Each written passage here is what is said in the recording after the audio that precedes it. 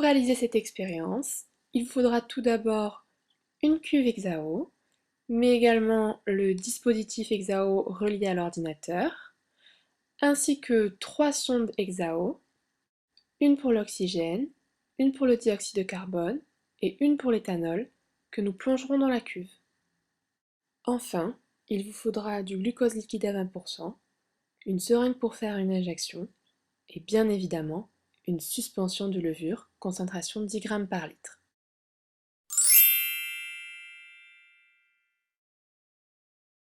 Remplissez la cuve Exao avec la suspension de levure.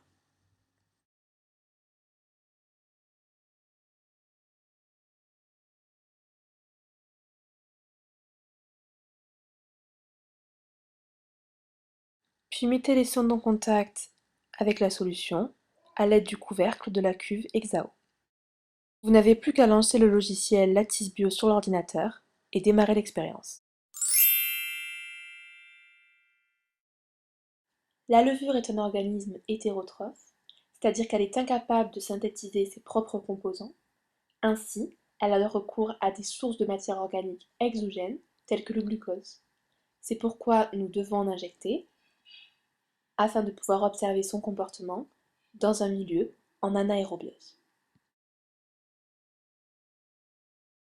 Après avoir préparé la seringue de glucose, injectez-la dans la cuve Exao et observez l'évolution des courbes.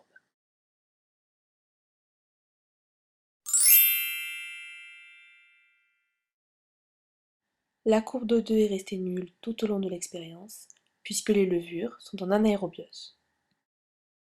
Nous notons une nette croissance de la courbe de CO2 après injection de glucose à 30 secondes. Nous pouvons en conclure qu'il y a production de CO2 quand les levures sont en anaérobiose. Nous observons le même phénomène sur la courbe d'éthanol. Nous pouvons en conclure qu'il y a production d'éthanol quand les levures sont en anaérobiose. Cette expérience nous a permis de montrer que dans un milieu privé d'oxygène, les levures produisent du dioxyde de carbone et de l'éthanol aux dépens du glucose injecté.